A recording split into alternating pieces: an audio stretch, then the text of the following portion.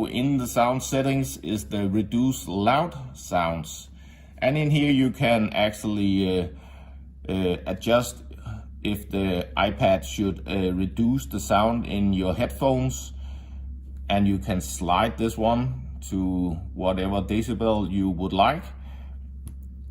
If you are having issues with your sound, I would recommend you to turn this off just to make sure that it is not the issue for your problem with the sound. So turn the reduced loud sounds off. Next thing that is also a thing that I would recommend you to look at is the assistive touch. And you can turn that one on, and you get this control down here. And if you click that one, you can actually go into the device and you